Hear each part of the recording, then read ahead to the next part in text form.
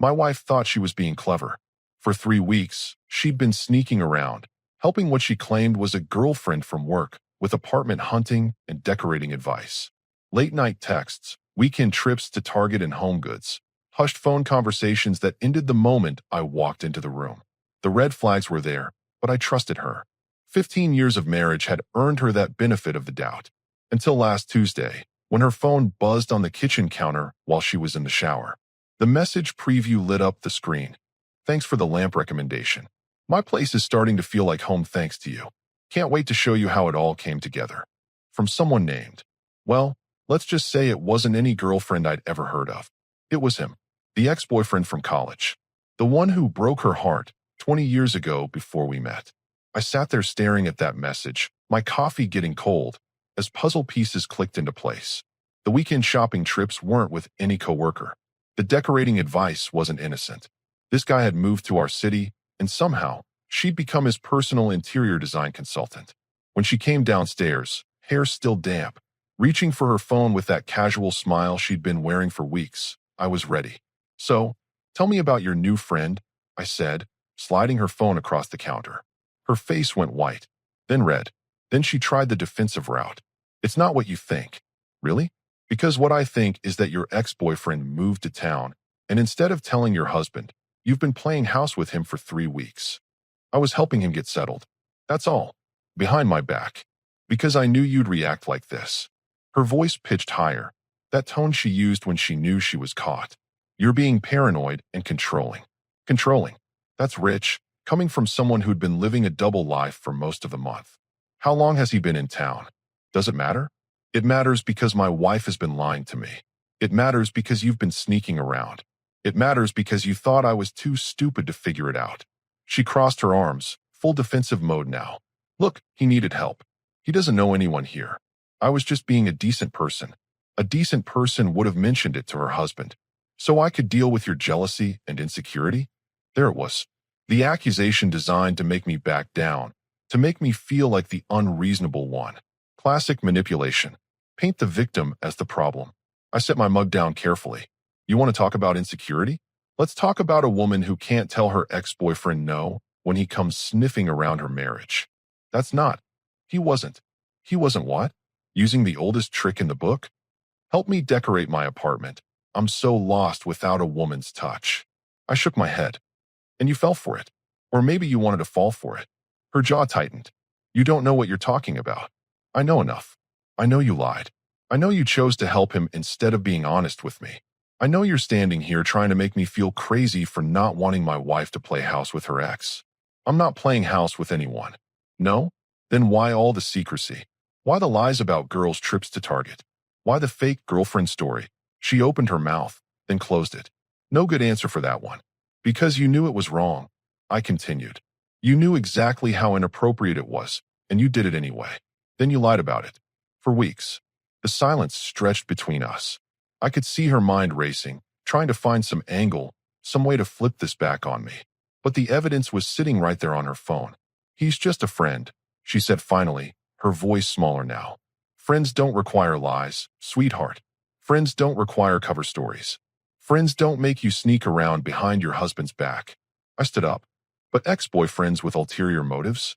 They require all of that and more. She stared at me, and for a moment, I thought maybe she'd come clean. Maybe she'd admit what this really was, and we could deal with it head on.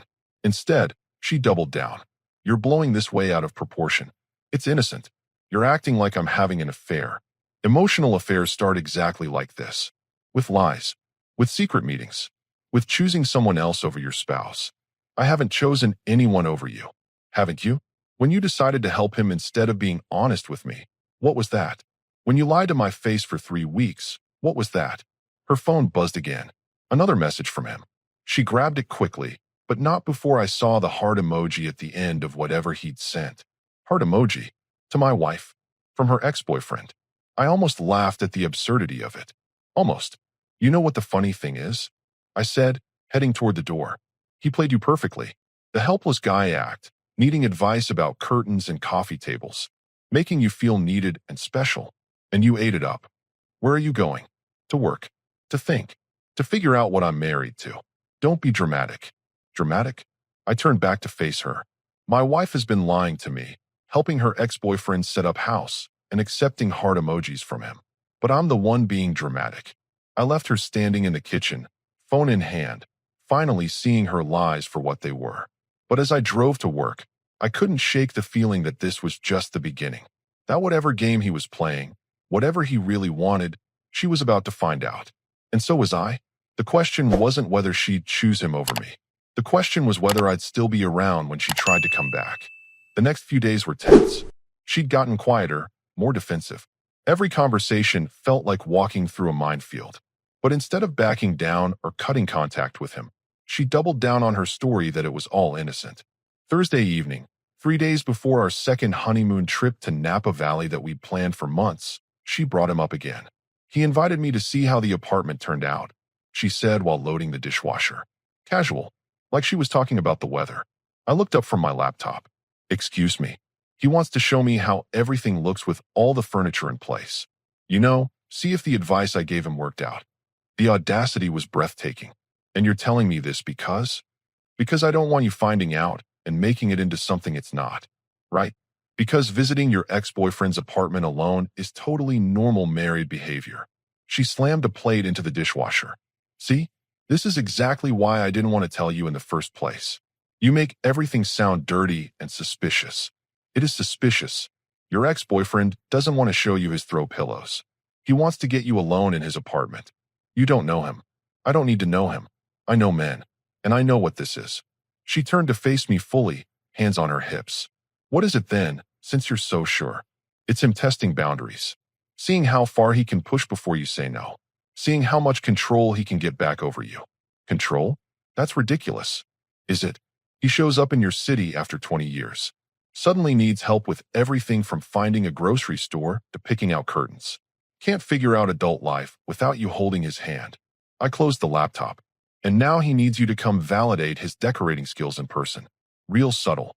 Maybe he just values my opinion. Your opinion about what? How good his bedroom looks. Her face flushed red. That's disgusting. That's reality. You think he cares about your thoughts on his coffee table arrangement? He's setting up the scene for something else entirely. You're being paranoid. And you're being naive. I stood up. But go ahead. Go see his apartment. See how that works out for you. Maybe I will. The challenge in her voice told me everything I needed to know. This wasn't about helping a friend anymore. This was about proving a point to me. About showing me she could do whatever she wanted. Friday came and went. She didn't mention the apartment visit, but she was on her phone constantly. Texting, laughing at messages, that little smile she used to give me. Saturday morning, 2 days before our flight to California, I found her in the bedroom packing. Getting ready for Napa? I asked. Among other things. She folded a dress I'd never seen before.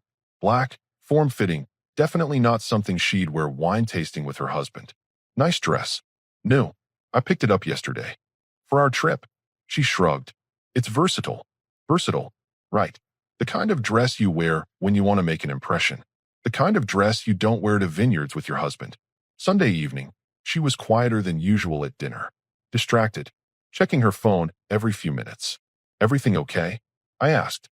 Fine. You seem somewhere else. She set her fork down. Can I ask you something? Sure.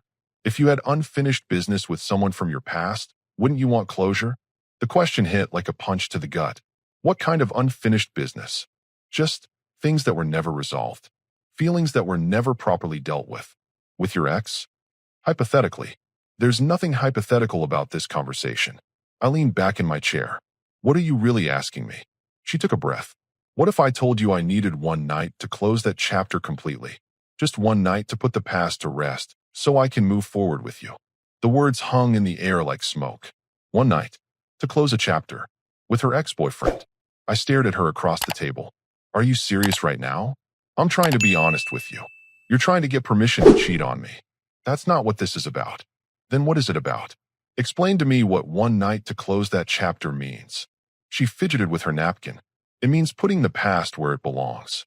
Dealing with feelings that were never resolved. By sleeping with him. I didn't say that. You didn't have to. What else could one night possibly mean? You're going to play Monopoly and discuss your feelings. You're making this bigger than it needs to be. I'm making it exactly as big as it is. My wife wants to spend the night with her ex-boyfriend to get closure, 2 days before our second honeymoon. I shook my head. The timing alone is insulting. The trip will be better if I can put this behind me first. The trip? I laughed, but there was no humor in it.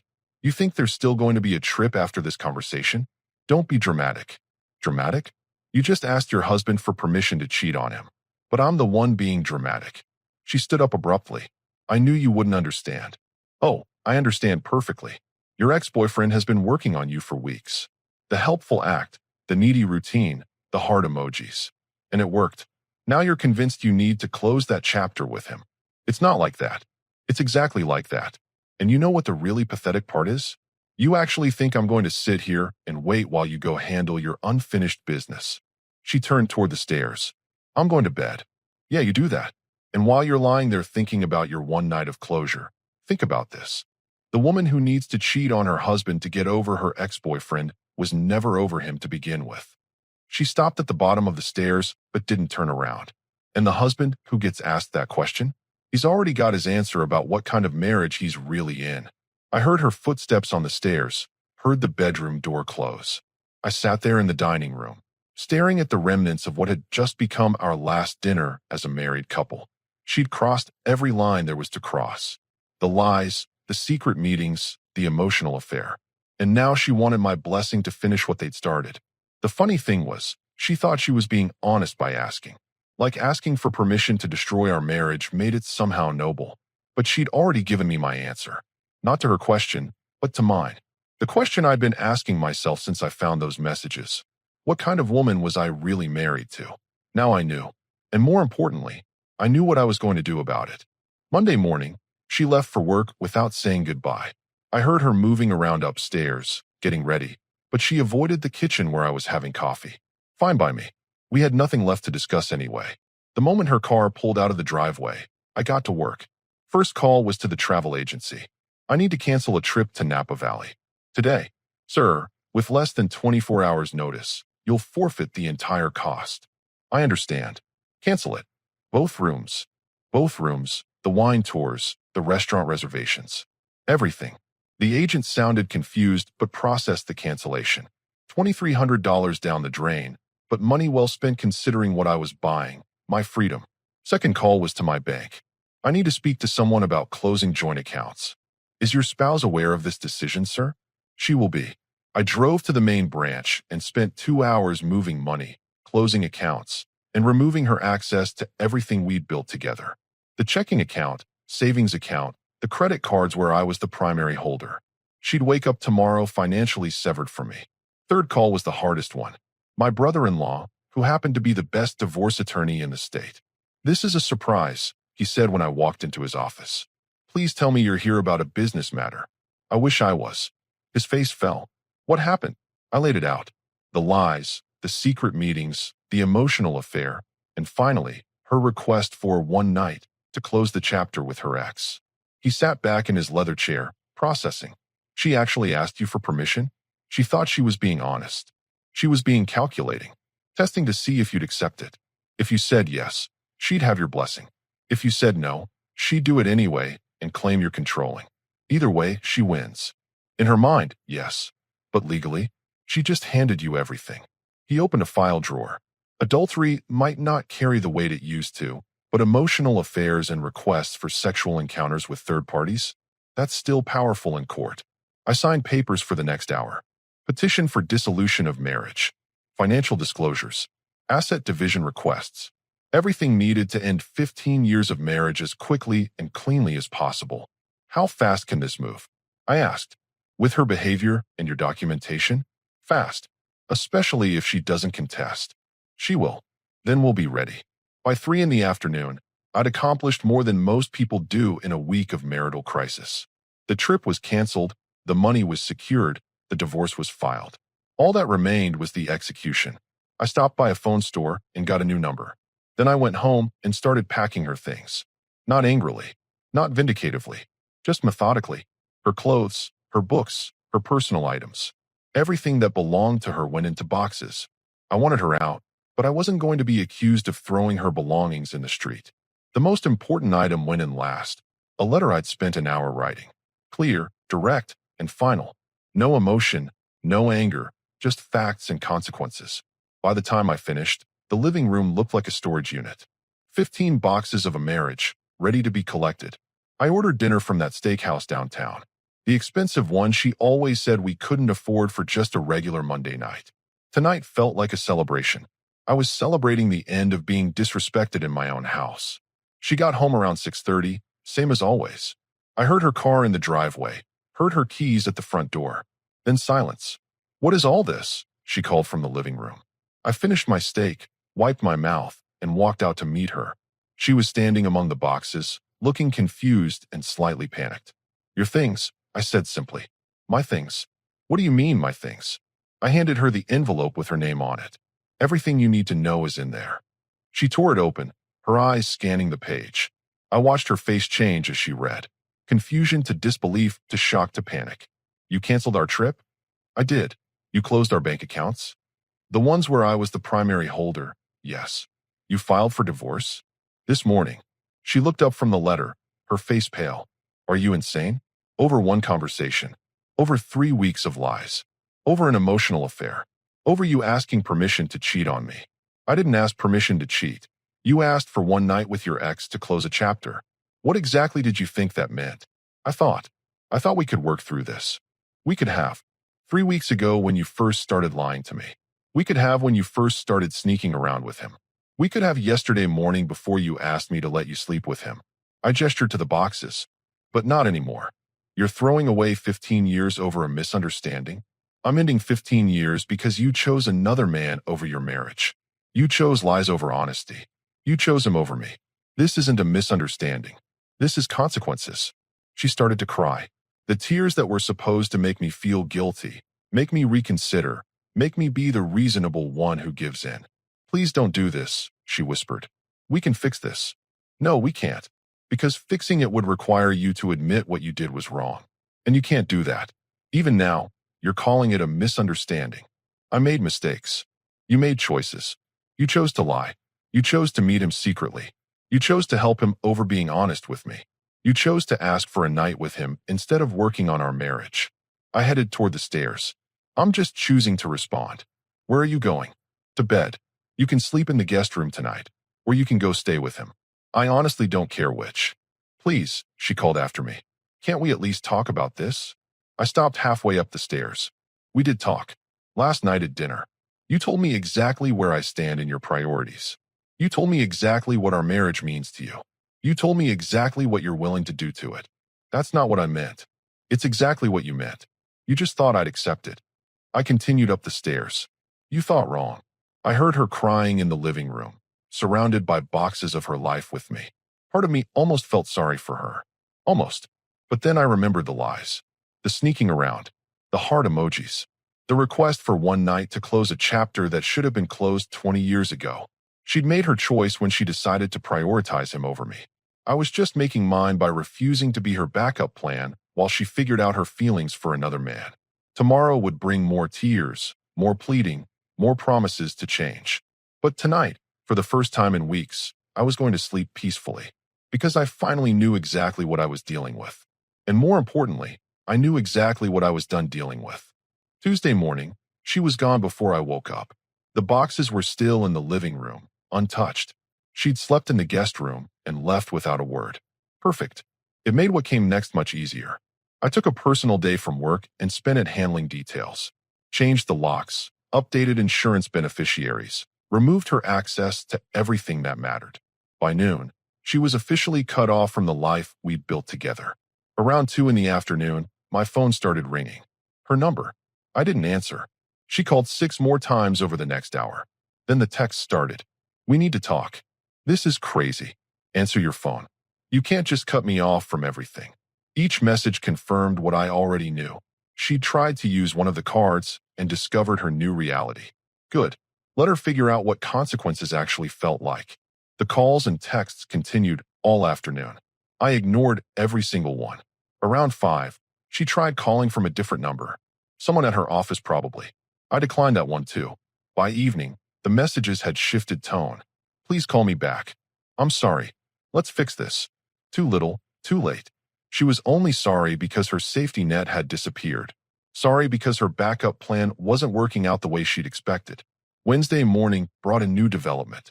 She'd apparently spent the night somewhere else because the guest room was empty and the boxes remained untouched. Around 10, my neighbor texted me. Your wife's been sitting in her car across the street for an hour. Thought you should know.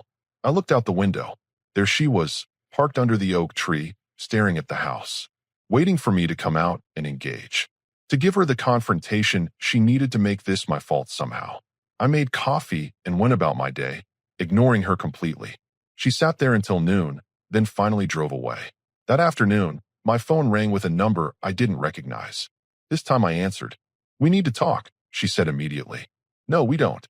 You can't just throw away 15 years without a conversation. The conversation happened Sunday night when you asked for permission to sleep with your ex-boyfriend. Everything since then has been consequences. That's not what I asked for. Then what did you ask for? Explain to me what one night to close that chapter means if it doesn't mean what I think it means. Silence. That's what I thought.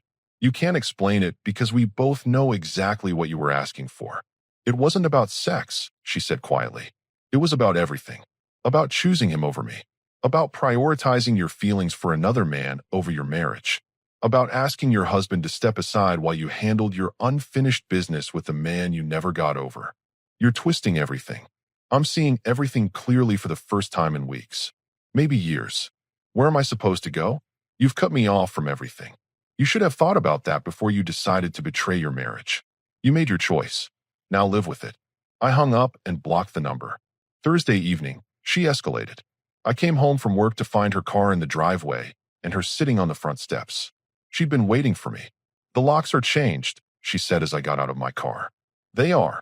I live here too. You lived here. Past tense. You made other plans, remember? One night to close a chapter? Well, consider our chapter closed. I never went to see him. I stopped walking toward the door. What? I never went to his apartment. I never had my night of closure. I've been thinking about what you said, and you're right. It was inappropriate. So you're admitting I was right about what you were really asking for? She looked down. Maybe. Maybe. Either you were asking permission to cheat or you weren't. Which is it? I was confused. I made a mistake. You made a series of calculated decisions. You lied for weeks. You chose him over me repeatedly. You asked for permission to betray our marriage. None of that was confusion. It was choice. But I didn't go through with it. Because I didn't give you permission. Not because you realized it was wrong. I walked past her to the front door. You're only here because your plan didn't work. That's not true. I turned back to face her. If I had said yes Sunday night, where would you have been Tuesday evening? She couldn't answer. Exactly. You're not sorry you asked. You're sorry I said no. You're not sorry you betrayed our marriage. You're sorry you got caught. You're not here because you chose me. You're here because he didn't work out the way you hoped. Please, she said, and the desperation in her voice was almost pathetic. Let me come home. Let's work on this. Home? You gave up your home when you chose another man. You gave up your marriage when you asked permission to cheat. You gave up everything when you decided I wasn't enough for you. I never said you weren't enough. You didn't have to say it. You showed me. Every lie, every secret meeting, every heart emoji you accepted from him. You showed me exactly where I ranked in your priorities. I unlocked the door and stepped inside. She tried to follow, but I blocked her path. The papers are filed. The accounts are closed. Your things are in boxes in the living room. You can collect them when I'm at work tomorrow. What about our marriage counseling? What about trying to save this? Save what? A marriage where my wife lies to me and asks permission to sleep with other men? There's nothing left to save. She started crying again. Real tears this time, not the manipulative ones from earlier in the week. She was finally understanding that this was really happening, that her actions had consequences she couldn't talk her way out of. I love you, she whispered. No, you don't. You love the security I provided. You love the life we built. You love having a backup plan while you explored your feelings for him. I started to close the door. But you don't love me. Because women who love their husbands don't ask permission to cheat on them. Please don't do this. I'm not doing anything. You did this. You chose this. The moment you decided he was more important than honesty with me, you chose this. The moment you asked for your night of closure, you chose this. I looked at her one last time. You just thought you could choose him and keep me too. You were wrong. I closed the door and locked it. She stood on the porch for another hour, crying and knocking occasionally. I turned up the television and ignored it all. By Friday morning, she was gone. So were the boxes. She'd taken her things and left, just like I'd told her to. For the first time in weeks, the house was peaceful. No lies, no drama, no walking on eggshells around someone who'd rather be somewhere else. Just silence. Clean, honest silence. And it felt like freedom. The weekend brought a different kind of chaos. She'd realized that getting her things back didn't mean getting her life back. Saturday morning, my phone started ringing from numbers I didn't recognize. First, she tried going through my sister. "She's really sorry," my sister said when she called. "She made a mistake, but she loves you." "Did she tell you what the mistake was?" "She said you two had a fight about an old friend." "An old friend?" "She asked me for permission to sleep with her ex-boyfriend. 2 days before our second honeymoon." The line went quiet. "She what?" "She lied to me for weeks about helping him, then asked for one night to close that chapter with him."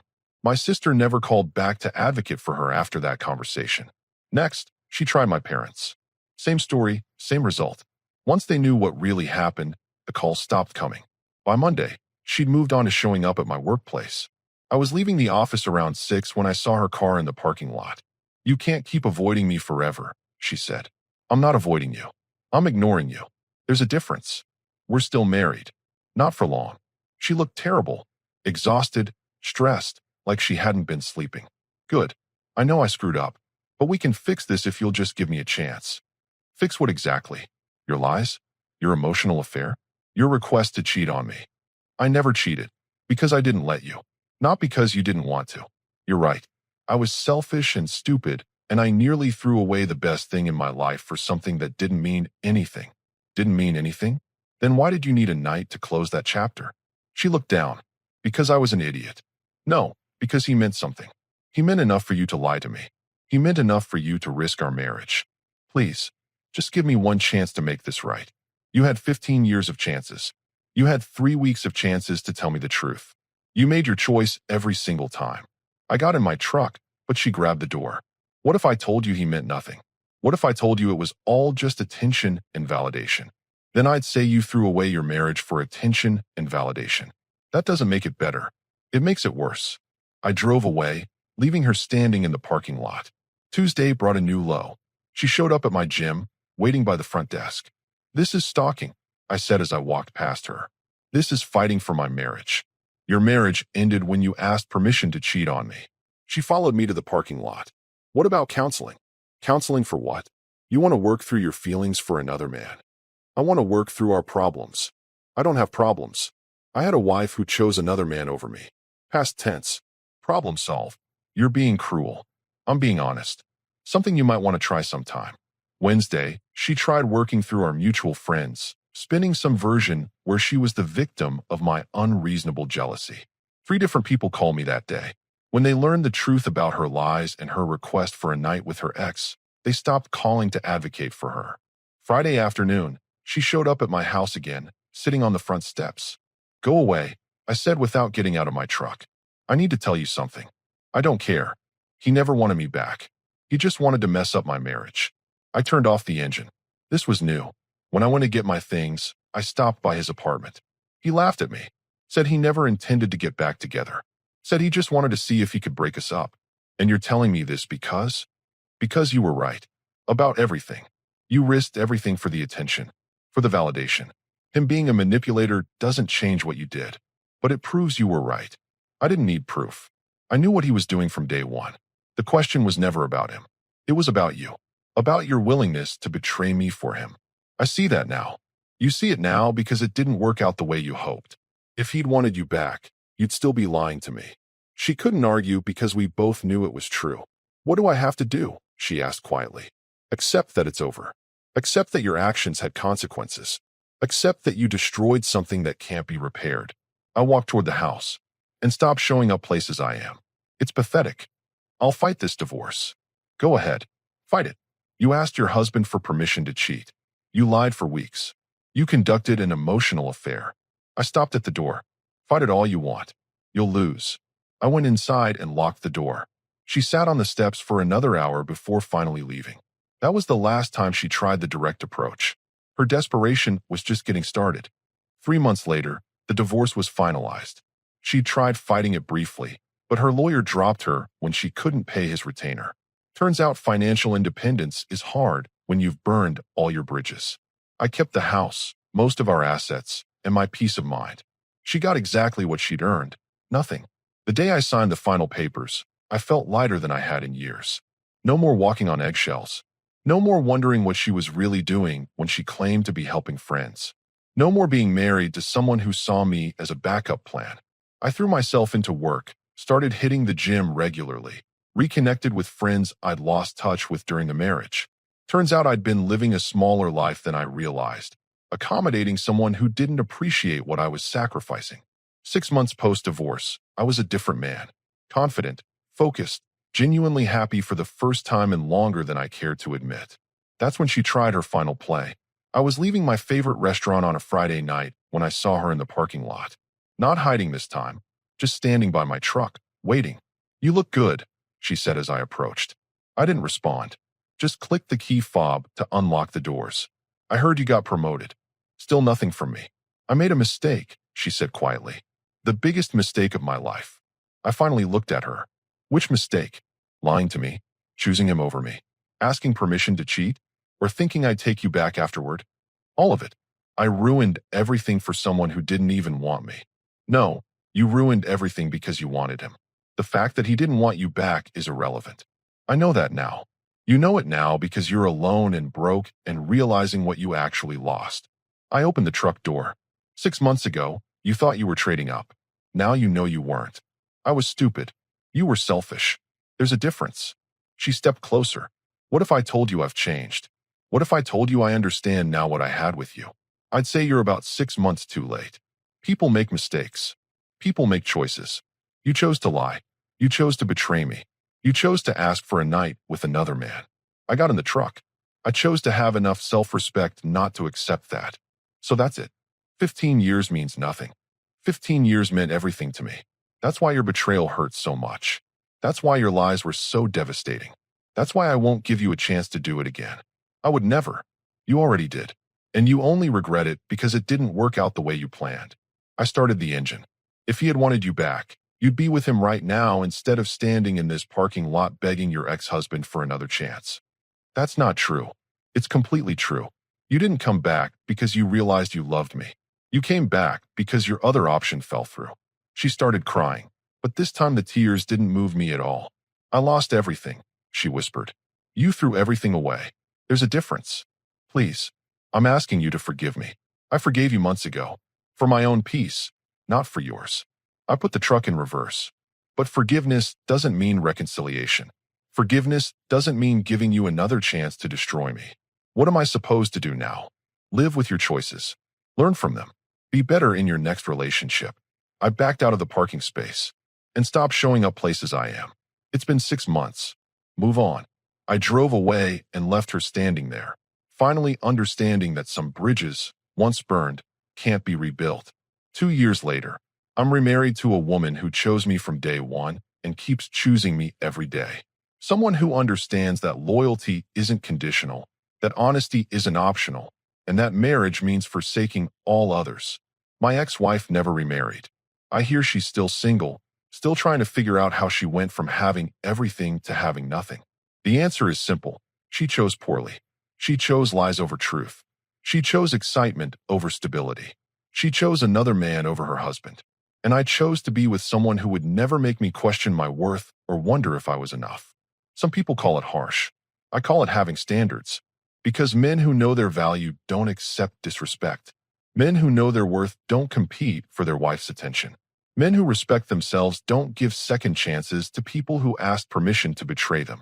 She wanted one night to close a chapter with her ex. I gave her forever to close the chapter on us.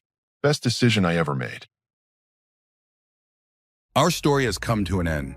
If you've made it this far, how about subscribing to our channel? It helps us immensely. I've selected 2 other videos for you that I'm sure you'll enjoy. Feel free to click on them. I'll be waiting for you in the next story. See you soon.